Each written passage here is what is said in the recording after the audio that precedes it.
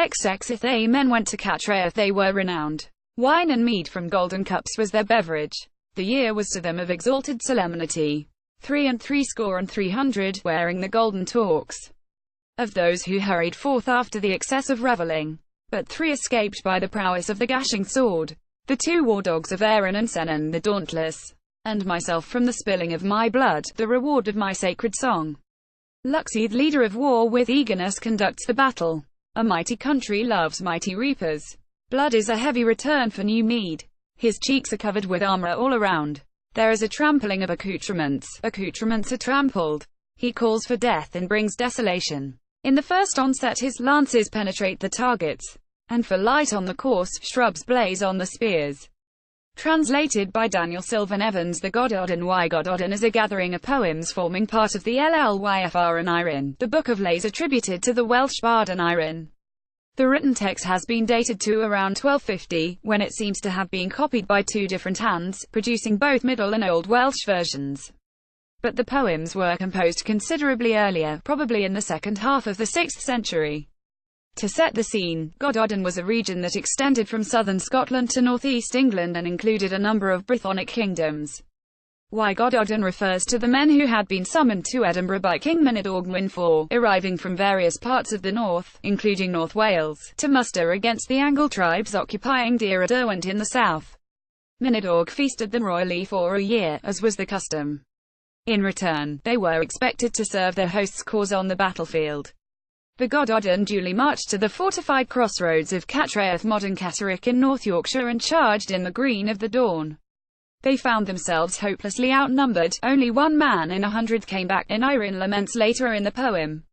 I have picked 2 verses, hoping new Anglophone readers will be stimulated to tackle the whole translation. It is extremely readable, not a long narrative route march but a mosaic of elegies and eulogies to the fallen.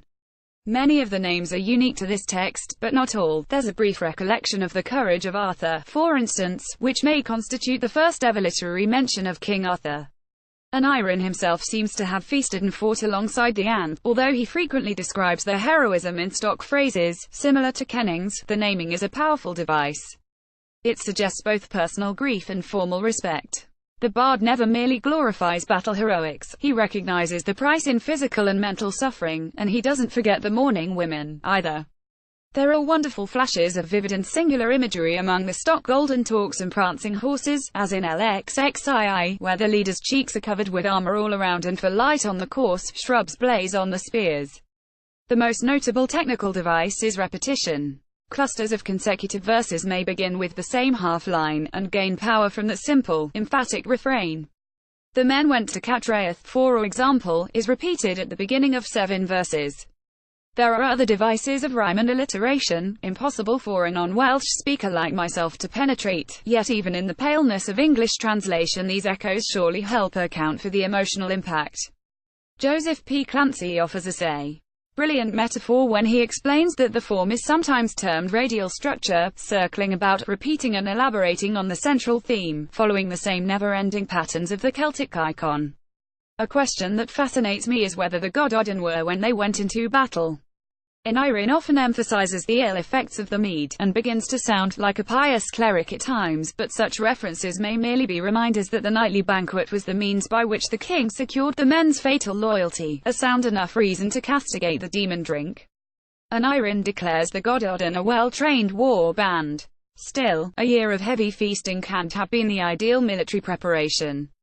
The power of Aneirin's song has been registered by later poets, most famously David Jones in his great First World War poem, in parenthesis, but also in moving work by Tony Conran and Rick Cadell. The English translation I've used above is by a Welsh scholar born 200 years ago. Daniel Sylvan Evans (1818–1903) is remembered by Welsh linguists as the lexicographer who coined the word telenog to translate the word lyric. You may prefer the brisker, 20th-century translation by Clancy in earlier Welsh poems. Clancy updated the work further in his Medieval Welsh Poems 2003, and the later version, which I've yet to read, is warmly recommended on the Mary Jones website. Aneirin's poems engrave in time the names of the men who fell at Cattræth. And I think it right that we should record our debt to 19th-century scholarship by remembering increasingly misty names such as Evans.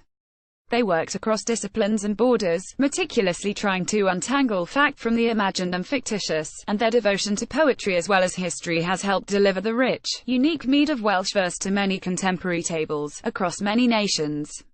Lechi da.